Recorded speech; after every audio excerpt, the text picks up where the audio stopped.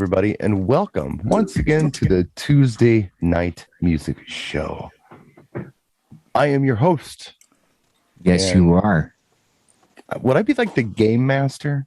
You would be. Okay. I think co-game master a little bit. I mean, just a little. Oh, yeah. Well, that's true. I'm not saying. I'm just saying. Just a little something my way. Yeah, and Jay's the guy that runs on the field and during the middle of the game and doesn't leave. I could do that. He totally is. Yeah, you set up the beautiful table. I come in and mess it up a little. Jay's already introduced himself. Cousin from Boston. Yeah, you already understand what Jay's purpose is here. He's kind of like Artie Lang. I draw fire. Always outnumbered, never outgunned. Then we have my Robin, not our Robin, but our Howard Stern's Robin would be my Howie. Would be kind of like my Robin. He's also our superstar producer. He is our engineer. He is our resident tech guy. Robin, the other Robin would be our resident tech girl, and she's behind the scenes. She's here, but you can't see her. Yes, this is true. Here in spirit. Thank you to all of you, and thank you to our audience for tuning in. Now, being the Tuesday Night Music Show, we're actually going to talk about music tonight. Oh, no. I have 3 different things I'd like to touch on. And Jay's privy to these things because he did call me earlier, and he gave me a suggestion. I would like to do his suggestion in the third part of the show. Yeah, I think it'll be cool. I want to do 3 segments tonight. Yep. And the first segment, I gave Jay some time to think about this. And I don't know what he's ultimately come up with. But Howie, I don't know. You probably saw my video, so you probably kind of thought about it too. I'm thinking, which video? Well, I was on social media the other day, and I saw the assumption that everybody saw this. Well, Howie usually is pretty supportive of me. I knew Jay didn't see it, but Howie. I had 2 gigs this weekend, so sadly, I saw all the clips on Facebook of you looking sad about. I hate high school events. I just booked 2. I'm tired. Why do I have to gig? That's another story. I did a video based on a really good Facebook post that I saw that asked an interesting question. Yeah, it is.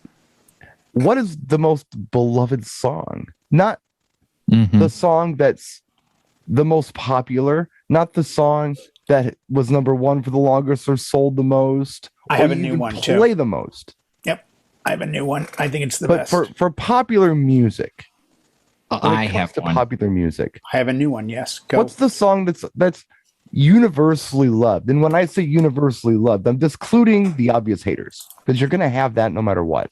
Right? Brian said no to like my first 4 guesses. By the way, I didn't say no, but I had an argument. I don't like that. I was telling you, how can it be universally loved if I can't stand it? That's all I was saying.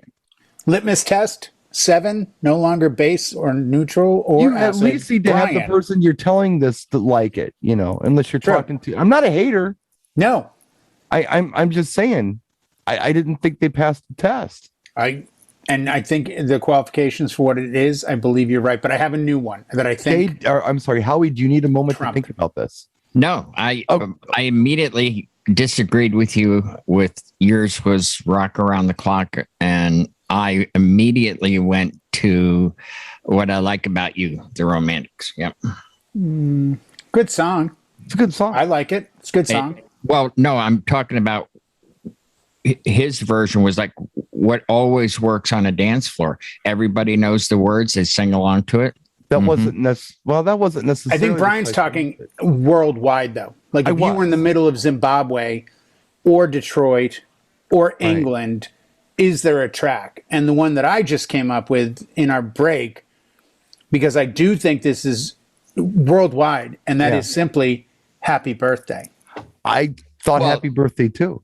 Yeah. Good night, everybody. We'll see you next week. The bar's open. Well, for a long time, that song was copyrighted and it would get flagged, and then there was a lawsuit and blah blah blah, and they but I think people knew it. Domain. They knew it. I don't know if I love the song Happy Birthday. No, I know what it means. I know how it feels to have it sang to me. Right. Yeah. I've sang it. I try not to sing it. Yeah. And I would say that's probably the most popular song I would agree with you. And I actually said it in my video. That was like my very first initial thought was that's the most universally known song, probably worldwide, or at least in the Western world. I don't know what they sing in China, but I know that they sing it in Europe. They sing it in North America. They sing it the same song, but to different lyrics in Spanish, obviously. So yeah, Happy Birthday is a good one. Buenos años. Tu estoy. I did Rock Around the Clock, Bill hit in the comments, and I won't dwell on this for long because we got other things to talk about. And I did a video on this. You can watch it if you want to. But the reason I picked it was I don't know anyone who outright says, I really don't like that song. Howie.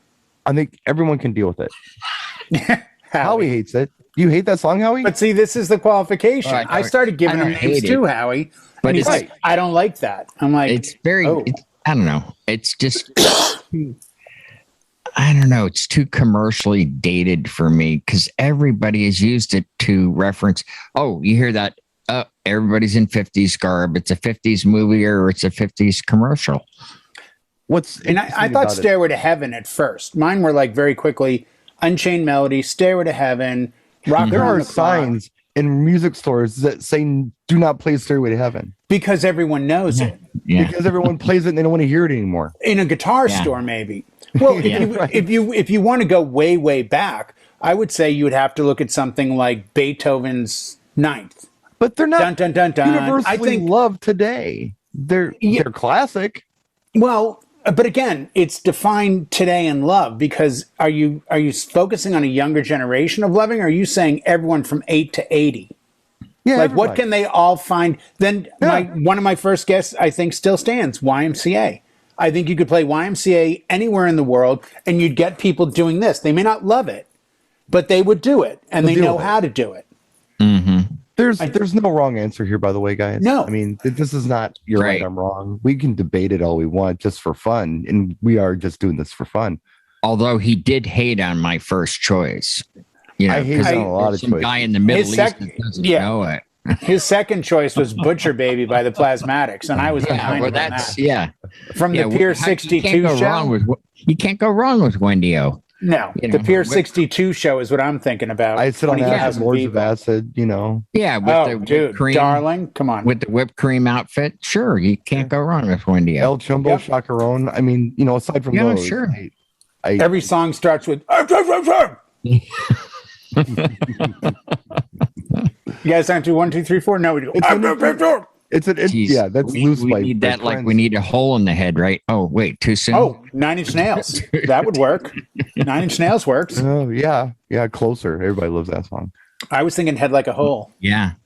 It's just an interesting question to ask yourselves. So please do. And if you have, I think it's a great DJ question to constantly ask yourself as you stand in front of an 8 to 80 group of people you don't know and go, that's my job, is to read this crowd.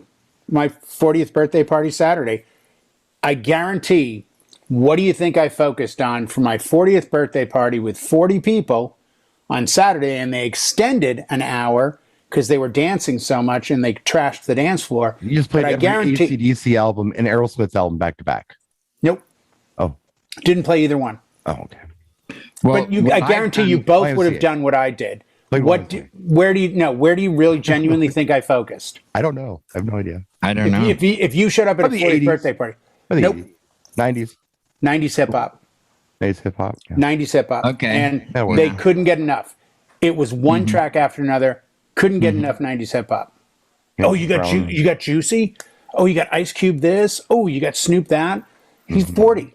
I mean, he was born in 81. So he's hitting his teen stride in that mid 90s. I can't remember when I've been asked to play 50s because those people are gone or, but when I was asked, I played that Jive Bunny mashup. Which has Rock Around the Clock in it. Which has it in there, yeah. Right. True. And they were happy with it. It was like, okay, we satisfied Grandpa. He heard his 50s. Now let's do some 90s. Yeah. Well, now let's do 9 Inch Nails. The reason I thought of that song, and I talked about it in the video, I haven't played it in a while. I just Rock Around the Clock. I couldn't tell you the last time I played. It's been a long time, but I think I'm going to play it soon because every time I go to a quinceañera, and I've been to several, they play it. And they play Rock Around the Clock in Spanish or in English? In English, the version you know. Oh, wow. It fills the floor. And I'm like, these are 15-year-old kids at the oldest. I mean, around that, there are a lot of 15-year-old kids there. They're a little younger, a little older. The floor is packed for it. This is a Latino audience, and they're digging it. I have another friend. Actually, it's a mutual friend of ours, Jay, Chris Bedke. Yes. I remember Chris telling me that he did an Indian reservation, a Native American reservation out in Cali somewhere near, I think, what do I want to say? The lake that is dead. The hell's it called? Salton Sea? Salton. Yeah, near that. Yeah. Somewhere. And he didn't know what to play, so he was playing hip hop and stuff. And some kid came up and said, "Can you play 50s?" And they were geeking on Elvis and Rock Around the Clock, and they were young, but that was their joint. Wow. So I'm thinking, okay, all ethnic groups are kind of digging it. So let me think about what's going on in the song. Now I think about it, it's rockabilly, it's country, it's R&B, it's definitely rock and roll. Yeah. It's danceable. And it's got a good upbeat. It's got like 20 hooks in it. Yeah. Maybe this is the song that's the cheat code for any audiences in front of, like literally any audience. I can envision, I don't know that it happened, but I can envision AM at midnight dropping that track. Oh, yeah. All day long. That's something he would do. Would go nuts. Yeah. So, again, wow. I know he dropped Chubby Checker the Twist at like 2 in the morning at Pure, and that was the deal breaker. That was the management comes running out with like, there's no way this is being played, and the entire crowd lost it. And then it was like, we'll give you the $1 million. Yeah. Right. Okay. Right. You're that DJ that can make a crowd respond because he was as much on the floor as he was in the booth. Yeah. And that's an old Danny Tenaglia thing. When I saw him kill it in Miami, he's like, always keep one floor on the dance floor and one in the booth. Always know what your crowd's doing, or else you can't really DJ for them because you're not DJing at them. You're DJing Yeah. I just thought it was interesting because I know the song. I don't hate the song. It's not my favorite song. Right. But I know it, and if I hear it, I might bob my head. Well, if that works, you can think of the Stray Cats and Jump Jive and Wail with Brian Setzer, and there's a long line of stuff. The Everly Brothers. Song. I mean, you could do like a whole set out of that. But that particular song, just that standalone song, I mean, from a DJ's point of view, if you were looking at it that way, right? I think it covers most grounds. I can't really think of a single audience that would hate me for dropping it in somewhere. I mean, I really can't. I mean, I would have to qualify it with other things. Like, let's say it was a hip hop audience. If I played 3 hours of hip hop and then just dropped Rock Around the Clock in the middle of it, they might not throw stuff at me. They might be okay with that, just to break it up, like an AM trick. I don't know. Has it been sampled? I'm sure somebody sampled it by slowing it down. No. I mean, but there's that. I think there's a respect on certain audiences where they've grown past the music they're listening to and understand that it came from somewhere else. And a lot of younger people now understand without that 50s music, you don't get 60s, 70s, 80s, 90s, or your music. Yeah. Like it's a part of the building block. Yeah. It's like mentioning the Acropolis. Yeah. Right. I don't think we're the only ones watching these documentaries. I think this younger generation is like, oh, wait a minute. Let me go check out what they're referencing. Yeah, you can go to the most expensive restaurant, but you still have to respect the fact that somebody can take flour, water, salt, yeast, baking soda, and make a loaf of bread. Because at its purest form, it starts there and goes up, just like it starts at, the foundation and builds. Well, so again, I just want to emphasize to anybody watching, I'm not saying I'm right. That's just my choice. No, he is. He's saying. I kind of am, but no, really. There's no wrong answer here. If you tell me sexy back, fine. If that's what you believe, I just after thinking about it, that's what you believe. The best answer wrong. Rock Around the Clock is the best answer I can think of. But it does not mean it's and it's a constant. That's the beauty of this. This is not an end all question. This is a constant developing question where you go, oh, I just thought of this. A lot of people had said Uptown Funk. And if you're thinking of it from a mobile DJ's perspective, yeah, you can kind of play it for anybody. I would say Usher, then. Usher, kills at every crowd. Yeah. So I'm sticking with what I like about you because it opens with the hook. Yeah. I don't even know if that song is universally known, though. I mean, I like it, and it's a party song.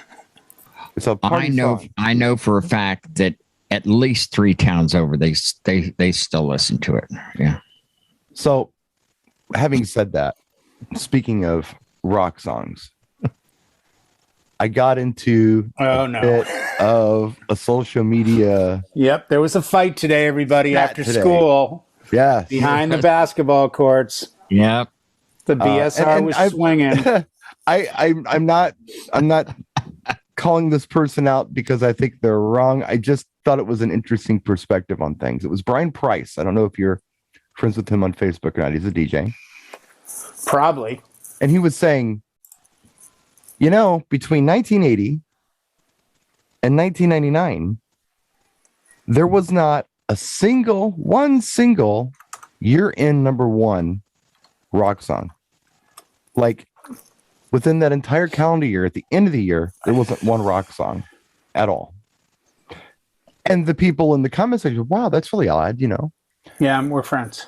But I thought about it. I'm like, wait a minute. Sure there were. And I looked. What's that, a challenge I smell? Yeah. That's a challenge. I can think of quite a few. I'm talking about year-end #1 track. Year-end, though. Like the end of the year, they go, what was the biggest song of the year? Is rock. Oh, the biggest song of the year is. Right. Oh, okay. Yeah. Which is easy to qualify because you can look it up on Billboard. You just go #1 Wikipedia song of the year. I'm just going off the top of my head. Sure. Like, you know, Girls, Motley Crue was #1, I don't know if it was year end, but that was 87, 86, something like that. Yeah, that wasn't a year-end #1. But I mean, I started at the beginning. Let's look at 1980, right? What do you think, Howie, without looking, what do you think the #1 song of the year in 1980 was? And you would have a really interesting perspective on this answer. Yeah. I genuinely knew this. I did not. I genuinely did. And I only knew it because I had to look up something else. I would be guessing. Yeah. Yeah. What would it be? What would your guess be? Think Your World. I'll give him Your World. Yeah, I would think it would have been and I can't think of that, but Iggy Pop, Lust for Life. No. That's a great track, but no. It was Blondie, Call Me. Yeah. Oh, was it now? Yes. Yeah. That's what I meant by Think Your World. And that was #1 for the year. For the entire year. Which it didn't hurt. It was a theme from American Gigolo. Right. You have big legs. Right. That meant a lot back then because we weren't distracted by the internet.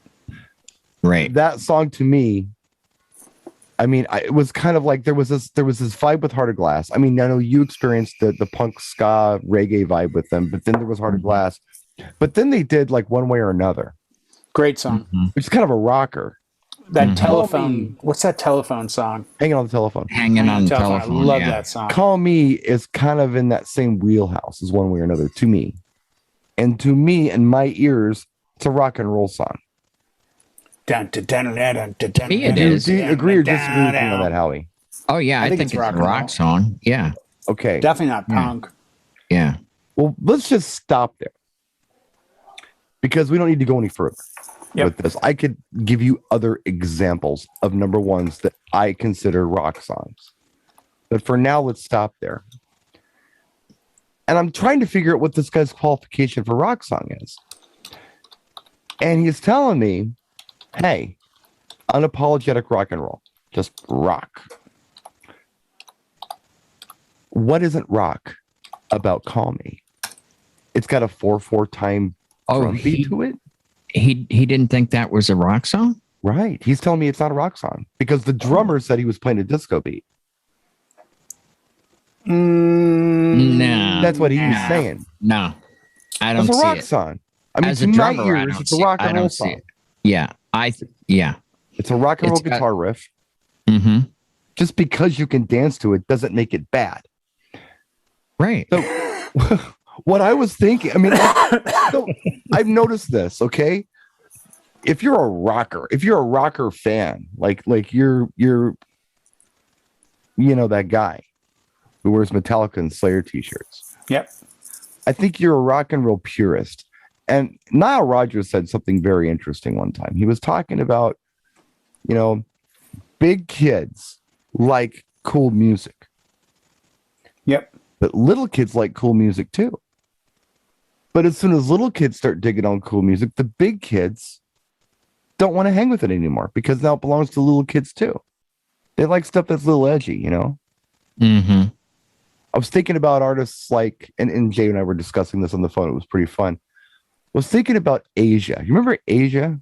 Love With it. Heat of the Moment, Only Time Will Tell. Yep. Right. I remember when that came out, it was all over rock and roll radio. Mm-hmm. And it was being played right alongside things like Red Rider and Aldo Nova because they all kind of had the same vibe, rock and roll with some synth in it. But as soon as tracks like Only Time Will Tell and Heat of the Moment got played on pop stations, the rock stations pulled back because that was now a pop song because the little kids liked it and mom liked it. So it wasn't cool anymore. I don't know if it makes it less rock and roll, though. You know what I'm saying? Yeah, I agree. I mean, you're going to have crossovers and everything. I mean, look at Shania Twain. She was country, but she hit the pop charts. Man, I Feel Like a Woman. And, it was brilliant marketing on Mutt Lange's part, where he marketed to country and the pop charts and made a fortune. Well, he did that with Bryan Adams. He did it with AC/DC. He did it with Def Leppard. Pour Some Sugar on Me was a country hook. It was done like this, like, pour some sugar on me. Like, it was slowed. And he's like, you know what? Let's speed it up a little bit and we'll do this rap thing. Yeah. Mm-hmm. What? No, I'm looking right now at every #1 year-end song on Billboard. 80 and 99. Oh, I'm starting in 46. And just a quick aside here, I think we're going to get a lot of hate mail from the folks down south from the country from your By the way, Look Away by Chicago is 1989. I don't even know that song. I'm just talking about your impersonation, your affectation there. So like, it was after that. I'm sorry, but when I worked with Tim McGraw on Faith Hill, that was the affectation that he had taught me. Well, I remember vividly. All right. Boots up. Vividly. Hey, that dog won't hunt. I mean, hold on. Does this look more manly if I do espresso coconut water or? More likely. I had a conversation years ago in Vegas with Cupid. Cupid Shuffle Cupid. It was just him and I. Mm-hmm. We were in a green room. I was talking to him before a show.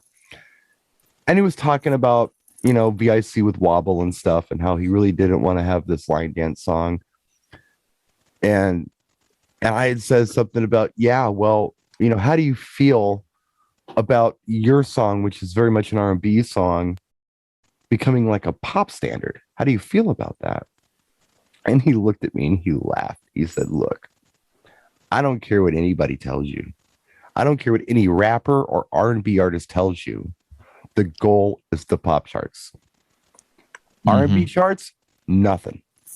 You can have an R&B hit and you're not going to make any money. You make your money when you have the pop hit. So no matter what anybody tells you, how real they are, keeping it real they are, everybody wants a pop. Yeah.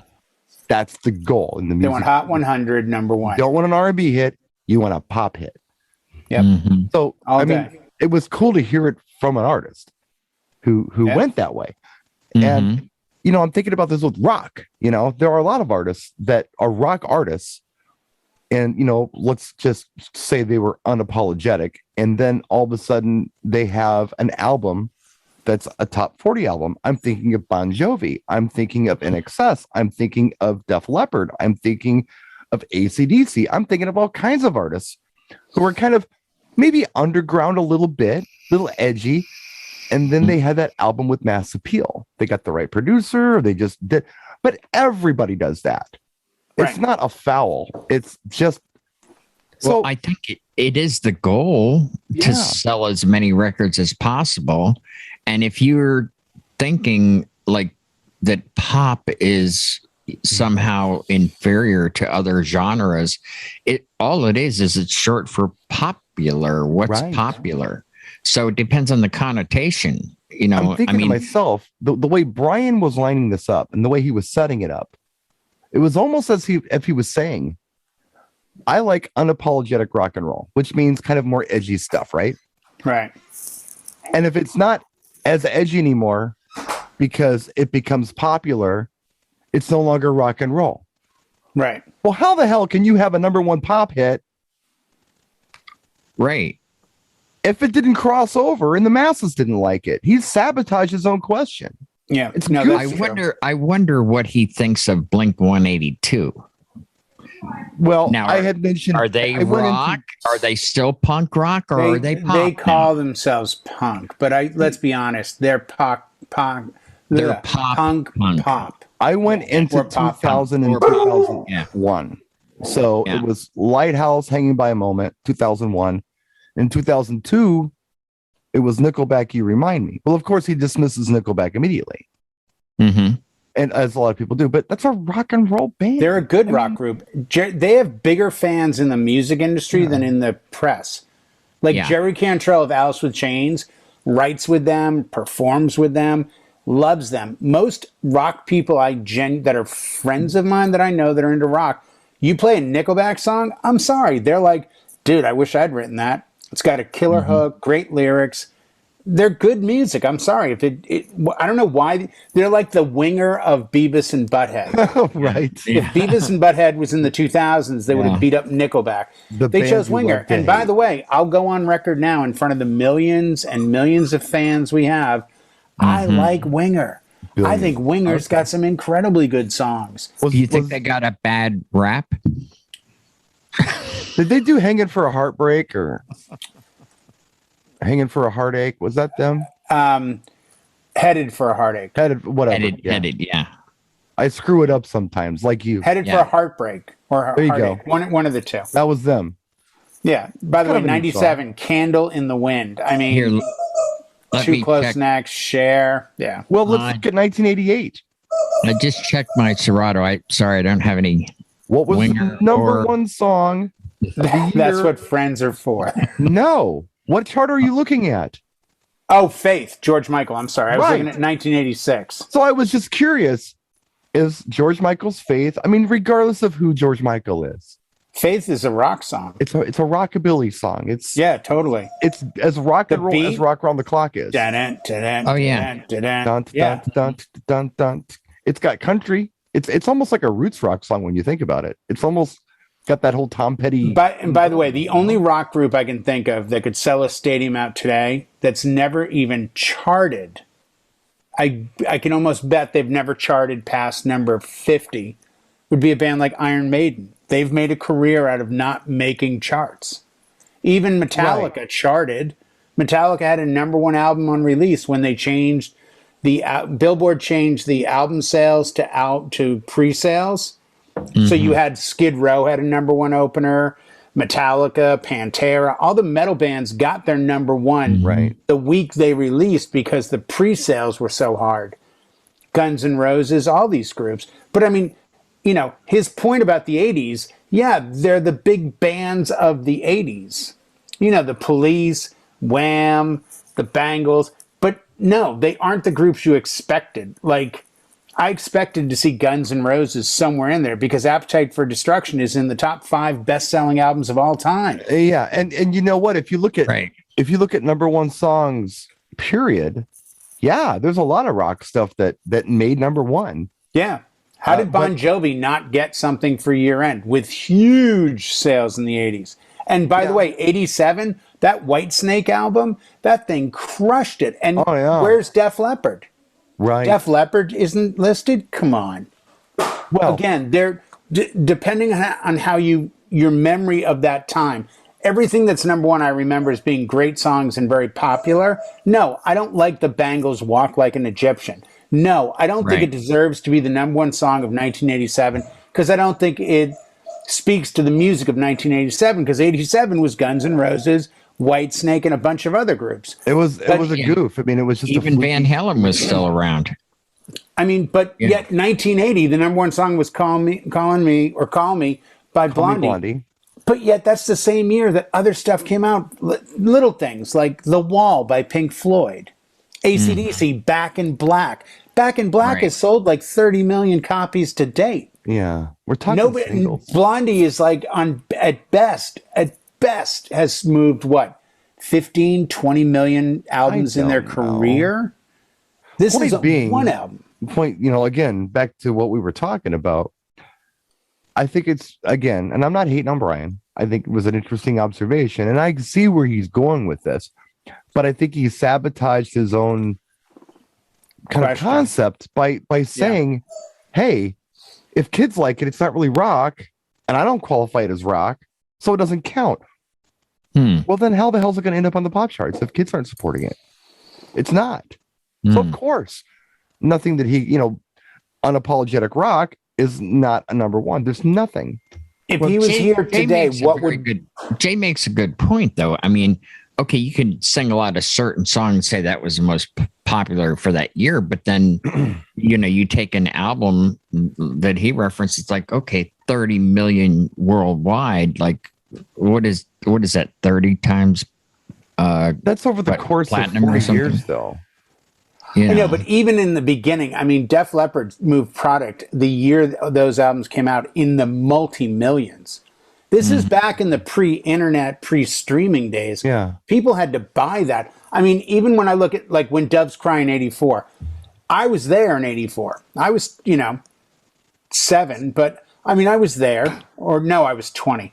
And, that was the song of the year. I mean, that thing took over the year. It really did. That soundtrack was everywhere. Oh, yeah. So that I get. But then when I look at like 82 Physical, I'm in my head. That was a huge song, dude. No. I know. Again, I was there. It was a very big song, but it wasn't as big as other stuff on my radar. It's funny looking at album versus song. Because in the chart that I've got in Wikipedia, it gives the album versus the single. Right. And that's where the argument gets even more skewed. The album of the year in 1980 wasn't Blondie. It was Pink Floyd, The Wall. And in 81, Kim Carr's Betty Davis Eyes was the song of the year. But you look at the album of the year, High Infidelity by REO Speedwagon. That totally makes sense to me. Right. That was the album of that year. Yeah. They were both multiple hit albums too. So and by the way, there goes your Asia argument, because in 82, the year I got out of high school, Olivia Newton-John may have had a huge track, but Asia had the album of the year. Yeah. It's like, it and by the way, the Police beat out anything by Michael Jackson because Thriller was the album of the year in 83, but Every Breath You Take was the number one song. Right. How did Billie Jean not be the number one song, or Thriller? Or Billie Jean was 82. What's that? Billie Jean was 82. I know, but they're crediting Thriller as the album of the year in 83. They're not even showing a chart in 82. That followed. Yeah. Right, but they're not charting it at all in 82. At least on, like I said, on the chart I'm looking at, nowhere in 82 does Thriller show up, or any Michael Jackson. But Thriller shows up in 83, and it actually shows up again in 84, which I'm even more surprised. I thought When Doves Cry, or, at least the soundtrack should have been the album of the year. There was so much going on, man. I mean, there was all kinds of music going on back then. It wasn't just, you didn't have like 3 options. Right. You had, like, no. So I would love to know what the artists call themselves. And so many subgenres within the major genres. I think they call themselves musicians. They just no. But what did they put out? I mean, what did Blondie call on Me? Well, she did Call Me. Or, Call Me. I still think they would view that and say, like, yeah, it's a rock song. Maybe. Just call her maybe. I don't know. Call her, yeah, maybe. Yeah. Call me maybe. Call on Me maybe. That'd be a good mashup. That might be a good mashup. That would be. For those of you watching that like to do mashups, do a Call on Me maybe. Maybe I'll do it. We should have a contest. Call on Me maybe. Maybe we'll have a contest. Call on Me. Call on maybe. So I don't know. My argument was just because it's popular doesn't make it less rock and roll. I mean, it may make it less rock and roll to somebody who's looking for something underground, but how can something underground be a hit if it's underground? It just doesn't make any logical sense. I'm arguing that if a band like NXS hadn't experienced like their MTV boost with things like the What You Need video, they would be rock and roll radio darlings. Yeah. But because they got the little kids on board with that, then now they're no longer legit rock and roll. I remember my brother, I mean, he's like Mr. Rock and Roll. I mean, that's his joint. He was in the military, he was in the army, and they had this, when they wore helmets and they got their pictures taken, there was this green band that went around their helmets.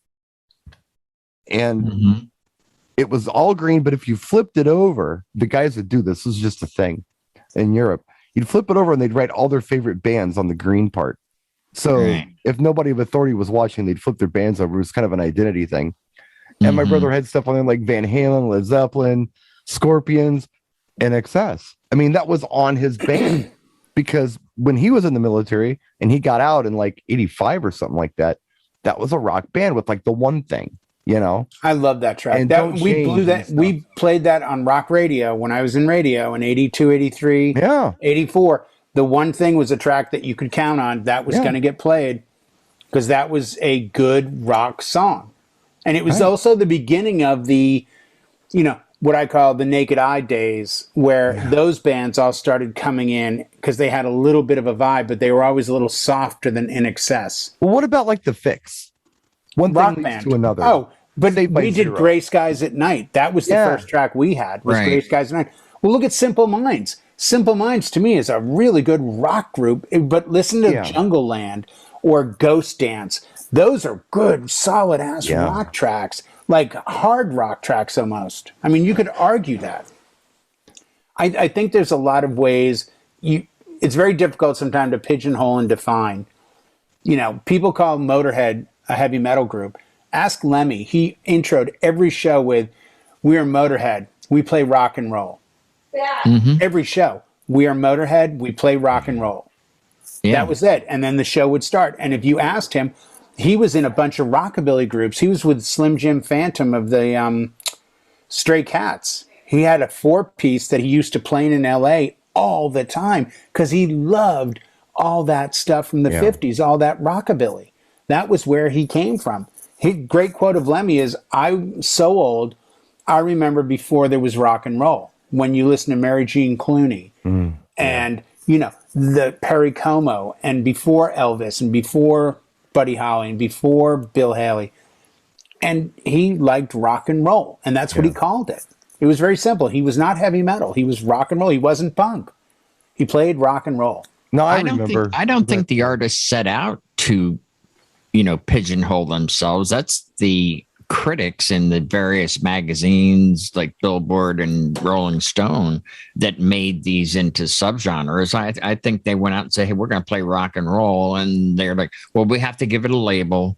Yeah, but that's the only way to become famous, don't you think, Howie? The Ramones never got famous in their own career. They never changed because they didn't change. No, they didn't. Motorhead didn't get famous in their own career because they didn't change. Right. Certain artists and bands stick like absolute glue to who they are and what they are, and they won't waver. And that's why they're so respected.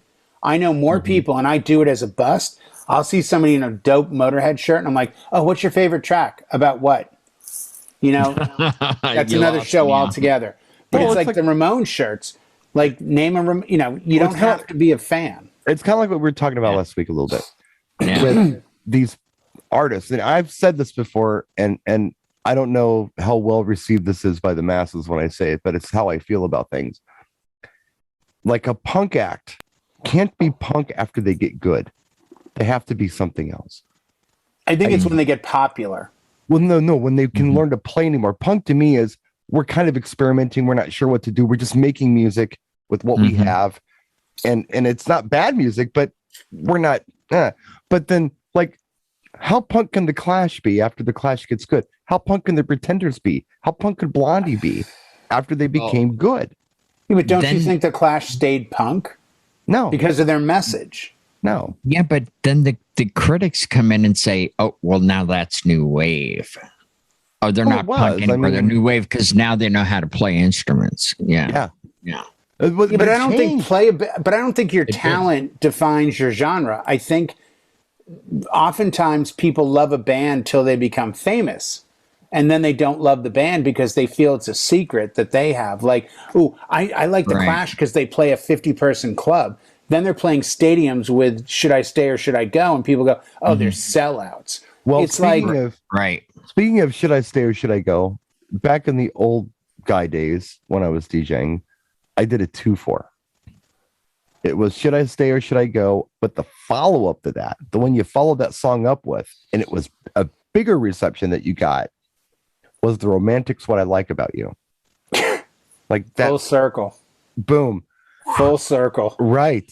But you can't go wrong because that song starts with the hook. It's a perfect. It's it's perfect. And then today I would add Blink-182, Small Things. That's a Detroit band. Yeah. That's been around for a very long time. You know? But I've said this before. When you hear a song like What I Like About You, and then just like 2 years later, you hear a song like Talking in Your Sleep, these guys learned something. Right. Something happened in those 2 years. Yeah. It's the same. How to sell albums. It's like they got good.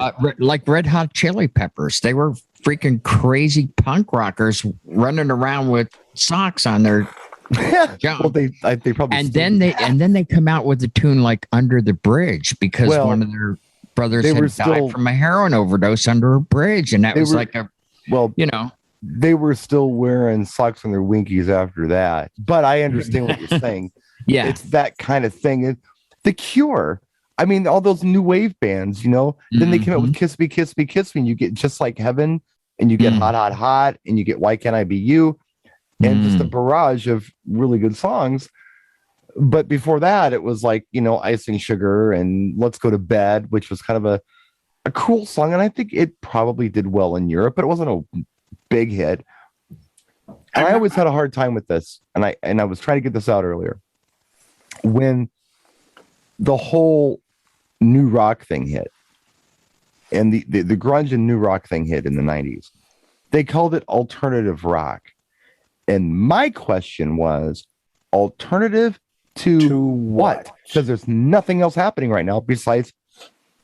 But that's not the label they gave themselves. Even Kurt Cobain says, "Here we are now, entertainers." He didn't say we're alternative rock. Kurt Cobain loved the Beatles. Way to bill it. Listen to a lot of actual Nirvana songs. They're written very Beatles style. They're written very Beatles-esque. He was a huge Beatles fan. Dave Grohl's a big Beatles fan. They understood where they came from. And I'm convinced in my world of metal from the 80s, alternative rock was there, Brian, just like any other press release to say this is alternative to the big hair stuff that you've had for the last 4 or 5 years. It's just evolved. That's what it's always done. We called it college radio.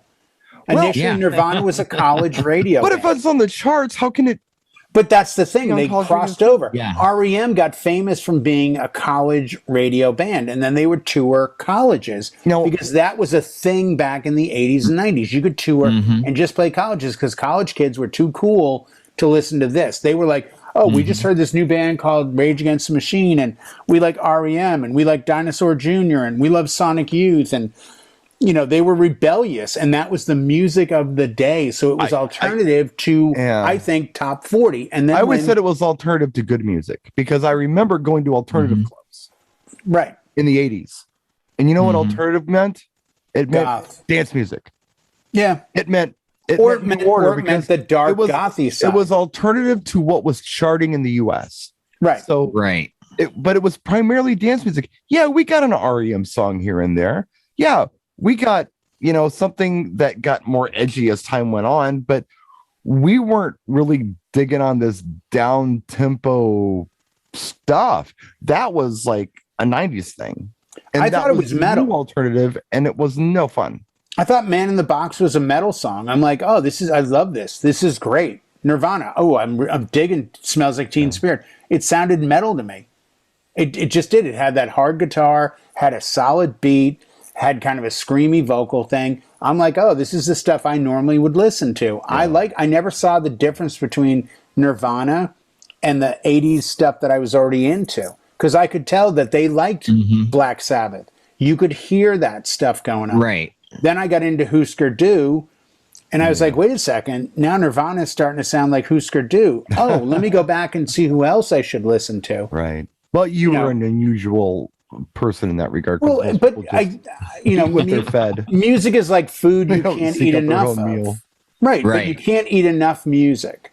And when you get a little that you like, you have to go past it and go, wait a second, what is this thing they're talking about, Robin Trower? Let me go check.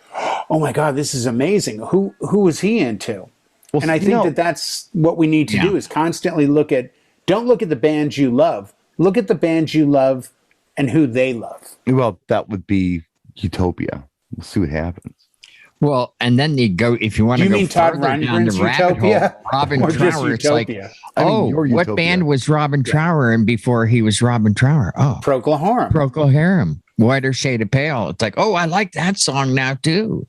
Well, you look at the fame of the 70s guys. Look at, Peter Frampton, the biggest thing in the world comes alive, but yet he used to be in Humble Pie. In Humble Pie, yeah. And that was a good band. Speaking of old guy stuff. All right. Speaking of old guy stuff. We're going to succeed. I thought that for the remainder of the program, which is the word that old guys use to say show. All right. I'd let Jay go ahead and talk about what he wanted to talk about and ask some questions that he wanted to ask of us. Go ahead, Jay. I thought of this today because I was thinking of our show a couple weeks ago, and Brian came in. It was the Fast Show where Brian was helping his son-in-law with plumbing. Right. Right. I remember. So we had a very quick show, and it was name a song that made you fall in love with it the second you heard it. Right. And one of the songs that I brought up was a song called The Logical Song. Yeah. And Brian said, oh my God, yes. Supertramp. I remember that. And we've already had this discussion ad nauseum, but I'll reiterate. There are songs that you will never leave behind because they hit you at a certain point. I'm at a kid's house and we're going out on a Friday night. We're 15. It's a sleepover and I hear, Foreigner, Double Vision. Every time I hear that song, I'm 15 going out with my friend Rip. We're going to this dance and it didn't end well, but it felt like it might. What's funny? I'll just interject here. When Jay tells the story, it's always the Wonder Years. I always picture that kid from the Wonder Years. When I think of these things, I'm thinking of my love for reggaeton, and I'm thinking of hot Latino girls shaking their stuff on the dance floor next to nothing. No. That was the goal. No. You were already in the club. I was outside in the parking lot trying to figure out how to get into the club. You're already DJing in skating the rings. club. I was watching little girls skate around. But I'm just saying. Well, you probably want to reiterate that statement when you break things I was right a little down. boy. It was okay to do that. Oh, okay. All right. Yeah. So are we going to do this thing again? So the question is this. Back then, the reason I think that song came to me was because the radio station that I was listening to and ultimately worked on that same station was playing this song in something of a bit of a rotation. Like there were suddenly songs that I was cognizant of that I would hear throughout the day. So my comment to Brian today was, I've got a wedding this Saturday. I already have all my music. But it's this Saturday. Is there new music I should get? And the question becomes, where am I going to find it? I just got a subscription to Sirius finally. And I can go listen to the hip hop station or the pop station or the whatever station. And I can, this is playing a lot. I'll bring this song. But I got my music from the radio. Mm. They had countdowns. They had weekly countdowns. They had daily countdowns. If you're a DJ today, where are you getting your music? And I don't mean buying it. I mean, where are you figuring out this is the track? I actually thought the question was going to be more like, how did you used to do it? Well, that's my point. So today, how do you do it? Because in my day, you did it via the radio. You did it via magazines. You would read Rolling Stone and they would have different charts in the back. You would read different music industry magazines and they would have different charts in the back of the magazine. And you would look at it and be like, ooh, this has been number 4 for the last 6 weeks. I should look into this track. I might get to play it. The reality of my weddings and my events are, I'm traditionally playing music that's a little new, but mostly older. Yeah. So as a professional DJ, do I need to know what Cardi B, Megan Thee Stallion track is blowing up right now? No. Well, but depends. Back in the day, back in the 80s and 90s, it was a thing. Like, you wanted to have those tracks because people got them all the time through airplay. People don't have that same luxury anymore. If I have a new wedding coming up this week and I need something dancey that's new, I still go to radio stations online. I still go look at the stations in the area where the bride and groom live and see what's kind of blowing up. Okay, well, let me just stop you, because otherwise you'll keep going.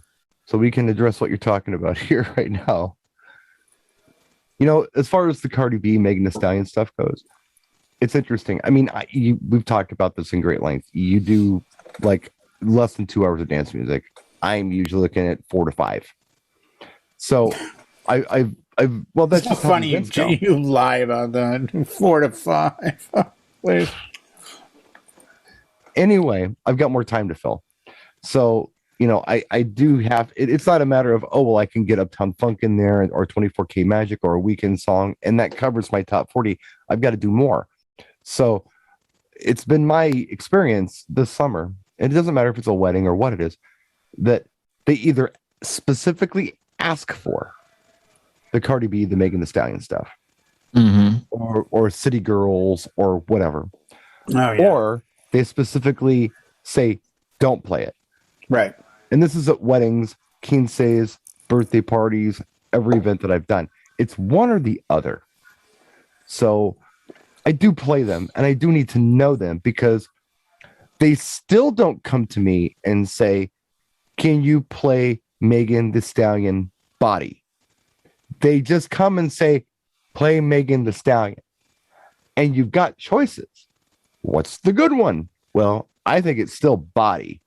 But so I think you kind of do need to know it. I do anyway. Right. Dua Lipa has been pretty hot lately. Oh, Dua Lipa has been huge. Yeah. But again, it's past me going to promo only and getting their, and what I love about them is they have, every week they put out their audio of the week. So they're constantly saying, this week, this is the audio that we feel is in your best interest to have. Right. So there's that source. But when you have to go past it, if you're not a promo only subscriber, if you're, you know, are you relying only on your services, or where are you going? Because again, even though I'm an older DJ, I still look at the Dance LA, San Diego stations, and I'll compare what's their top 10 playlist this week. What are they playing? You were saying. I'm getting it from from watching movies with Lori. You know, she can pick a song out like just, you know, there was something out just recently and they played a song in it, and you know how it brings that song back, and it's Ooh La La Goldfrapp from 2005. And that's a pretty hot tune. You know, it's a great track. It's very important to look at pop culture. Yeah. So I try to do a little bit of of course, the top 40 that they're going to ask for, but to pull a song out from a movie they may have just seen, that's pretty cool. You know? Oh, I think it's a great way. And I think there's a lot of different, but that's the thing. I'm always curious today, because I can go to my kids. Now, if I go to my 19-year-old and I say, hey, I've got this event, they're like 21 years old, I'm wasting my time. Because he's like, well, I would play, you know, CCR, or there's some cool Tom Petty. I'm like, wait. No. Like, what Megan Thee Stallion? I don't fucking know. Like, why would I know that? Yeah. Then my 15-year-old will go deeper than Megan Thee Stallion and be like, oh, there's this cool underground from SoundCloud. Because he'll listen to SoundCloud. So he's getting the direct artist release. Right. I'm just curious. I'm looking right now. You two are famous DJs. Do you mind naming one song this week on Billboard's Hot 100 Top 10? Even an artist. Even an artist. Oh, Dua Lipa's got to be up there. She is. She's number just 8. Released 6 songs. Levitating. Levitating. In a nutshell, the top 10 is BTS, The Kid Laroi, and Justin Timberlake. Well, Justin Bieber, Stay, which is huge on TikTok. Which BTS song? Butter. That's what I thought. That's a big one. That's what I thought. Yeah, that's the big one. Ed Sheeran's on there. Olivia Rodrigo, which makes sense. Doja Cat and SZA. That's huge right now. Yeah, Kanye West. This one surprised me. Lil Nas and Jack Harlow. Jack Harlow's big, and Lil Nas's X is big, but I didn't think they had a track. Walker Hayes, that's a country track. And Kanye, that's the top 10 artists. I guarantee none of those tracks will be played by me for at least, well, Dua Lipa I've already played Levitating. And the rest of them, that's just top 10? That's top 10 Hot 100 this week. But, I'm just wondering if Fly Away from Tones and I is still on there, still charting. I will not on top 10 at least. That the charts have never, in my career, been the thing that determines what my dance floor accepts. No, I agree. Never. But Brian, it's more a matter of knowing, like, I'll be blunt. I'll go look at other DJs' videos that are like, oh, just did a big prom. I'll go watch the video and be like, what track is that? What song is that? That's a great, I see those kids all dancing. My goal, it's not a cheat thing. It's I have a job to do, and the job is to make the dance floor as happy as I possibly can. I'm not ashamed to use every possible tool I can. I will ask people. I will call other DJs. I will DM other DJs, be like, hey man, I got this event. I see you do those all the time. You give me a couple tracks, not give me the music, but just give me some names. Well, like how in the 80s, Brian, how did you get music when you were doing club stuff? Did you ever talk to other DJs, or were you solely like, this sounds like a banger, I'm going to get it? Well, first of all, I will say that, Howie's idea about just looking at pop culture, I think is good. Watching movies, you never know. It could hit or miss because a lot of songs come back and you think they're big. Sometimes they are, sometimes they're not. But at least you're aware. If somebody comes up to you and says, hey, can you play something goofy like Redbone's Come and Get Your Love? You know why they're asking for it. And you can pretty much gauge if one person wants it, other people want it too. Right, but that Galaxy thing, I think that was an anomaly, don't you? No, because it happens all the time. It happened with Total Africa. It happened with Hall & Oates. It happens a lot. Yeah, but that was the entire soundtrack. You got to pay attention. That got press. Well, no. From that, the big takeaway from that, and it's still here and it's not going anywhere, was probably Brandy by Looking Glass. But I regress. What I was gonna say is TikTok is big, and there is a TikTok chart. Tell you what's hot on TikTok. Unbelievably, maybe it's good to look at that. Oh, I do. But I'm just saying, for our audience's sake, I'm not telling you. Oh, yeah. You do a school event, trust me, you got to have the magic bomb. And if you don't know what it is, it's the TikTok dance where they're like, dun, dun, dun, dun, dun, dun, dun, dun. It's called the magic bomb by like Hog something or other. It's the song. As far as the Brian's going to need that the next 2 weeks, right, Brian? Yeah, well, oh, dude, magic bomb. Trust me. Drop it. Watch all of them do this. As far as the question that you asked me, which is, how did I do it back in the 80s?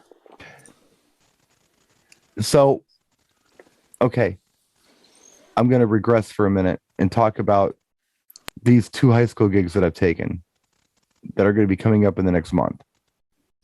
I wouldn't normally take a high school gig because A, I'm 50 years old, and B, I didn't even like doing high school when I was in high school. I mean, if I really think about it, you know, back then. Yeah. Disclaimer, if you're one of Brian's clients, this really isn't the video for you. You should turn No, it totally is the video for you. Because I remember specifically being in high school, and I remember the mall tab before, hey, we just booked your school. I bet you want to do it. I'm like, hell no. So why not? So I want to do anything other than a school. I can't stand schools. I don't like the politics. I don't like the culture. I don't like anything about it. If you put this on your website as part of your ad campaign. No, I'm telling you, man, if you took everybody from my neighborhood, everybody who lives on my block, and put them in a bar and said, have fun, guys, we wouldn't have fun because we're too different. We don't like each other. How do you expect to do this at a school? Socially and culturally, schools are a freaking nightmare. So I don't want anything to do with it. I never did. So it's not like I'm an old man, don't want to do schools. No, I never liked doing them in the first place. I can't stand institutions. Don't like it. Don't like it. Their people are there because they kind of have to be. Don't like that. I don't want people to be there because they want to be. That's what I dig. Oh, this guy's, he's crazy. So the reason I'm saying all this is because you're asking me about music. I picked the weirdo stuff. Well, of course I had to get the stuff that everyone liked, and that was easy at the time because back then music was the thing. You didn't have much. Didn't have internet. Didn't have phones. Didn't have social media. Yeah, and you had like 12 cable channels. So music was a thing, and there was some really good stuff out there. So it was easy to know what other people liked. It was very easy. You could go to Walmart and look at, or Kmart at the time, I guess, and look at their album section, or go to the mall and look at their album section. You knew what was hot. You knew what people were buying. What I went for were the songs that I thought were like, wow, this is a really dope track. I don't think a lot of people know it, but I think they might. That's when I knew I was a DJ, because I could do that. It was almost like a tastemaker thing. They don't know this track, but I think they dig it. And I would buy things like Dead or Alive Youthquake, and people were like, what the hell is this? And then 2 years later, they all want it because I knew eventually they would want it. Right. But I will add this. And this goes back to what we were talking about with the new music. There's something that I do, and I still do it, and I don't know. I almost have PTSD from it sometimes. I don't mean to do it, but I get excited and I do it. It's that I overestimate my audience. So what I mean by that is I'll be playing for an audience and I'll know, hey, let's keep pushing. Let's play this great new track by this artist they love.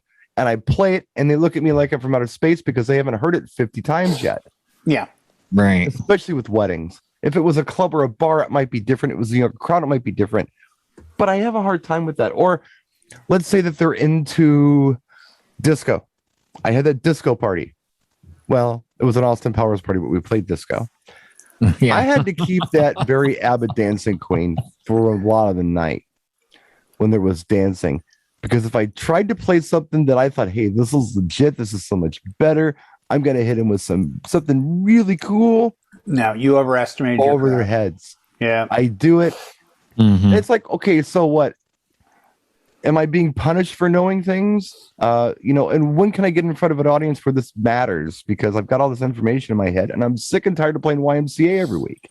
Right. So, well you had, I think ahead, you had that and you knocked it out of the park down at Expo at Beret.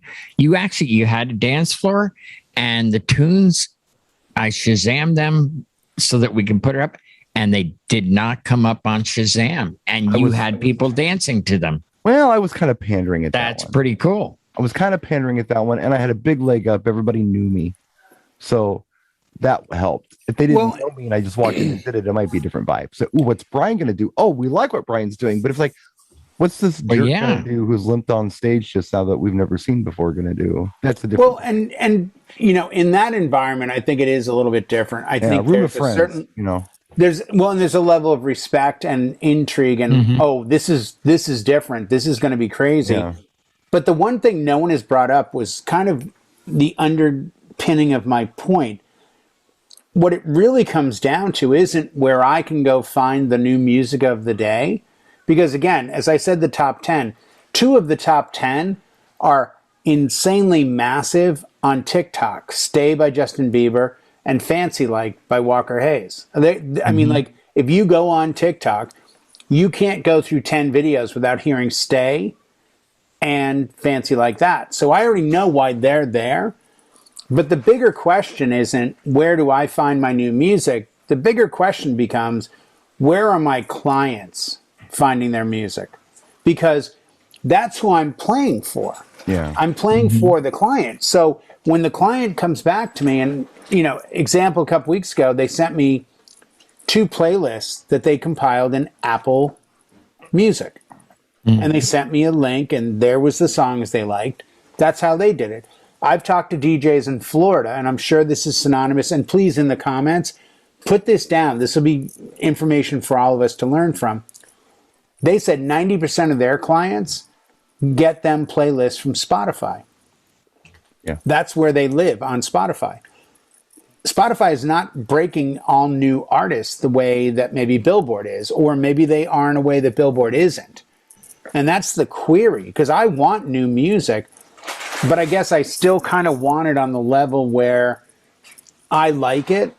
Like I said to the client the other night, she said something about, we want some new stuff, that crazy stuff. I go, as long as it's not WAP. I've never played that out live, and I don't ever want to. And she started laughing. She goes, you could hear. I go, I don't want to break my track record. She goes, I respect that. I'll go back to what I said. She called me Keanu, which I took offense at. Well, she should have.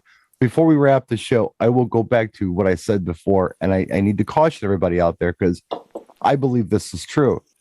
Do not let any of these charts dictate what you're going to have success with on a dance floor. I don't care how popular it is on TikTok or how much they want to hear it on Spotify. We are the programmers.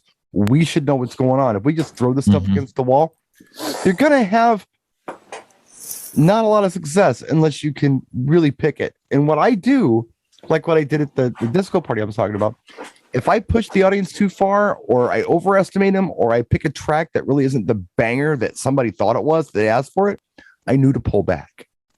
I knew exactly what to do. And I think that's a skill that we should probably. But I would suggest, and I've always had good luck with this, going back to the Cavemen. Was it Progressive or Geico that had the Cavemen commercial? Yeah. And they played, and I'll mispronounce the name, I'm telling you up front, Rykoscop. I know who you're talking about. The song was called You Remind Me. Yeah. And I would play that, and people would be like, oh man, I love this song. How do I know this song? I'm like, it's in that Geico or Progressive commercial with the cavemen in the airport. Back to pop and culture. I love that. But exactly, just like Howie said earlier, to his point, I'll take tracks from something. The other night in the driveway, if it was on Twitch, a couple times I played the Magic Bomb because I had some kids out there, and the second I did, they're all like, doing whatever they do. That's how it works. But I think sometimes to be in the pop culture and be reflective more as a mirror of what is going on and not really as a purveyor of it is what we do, because it gives us a certain sense of credibility, and it gives us a certain sense of, they get it. Like, I get shit on one side, excuse me, John, about TikTok being on it and looking at it and having a video on it or whatever. But on the other side of it, it keeps me aware of what's happening on that side of the music scene. I think I'm going to do a flossing video on TikTok. What do you think? And not the dance. I'm just going to floss my teeth. Oh, okay. You could do that. That's the beauty of it. The music never stops. It never ends. It's 24/7. You got to rap because we're at time. And that's why I started doing this. Like, yeah. You got to shut Jay up. I wanted you to rap. Like my rap is this. If you think music is popular out there, it might be popular at your event, but understand you still have to play and profile the group in front of you and play for that group, because that's ultimately the success of your event.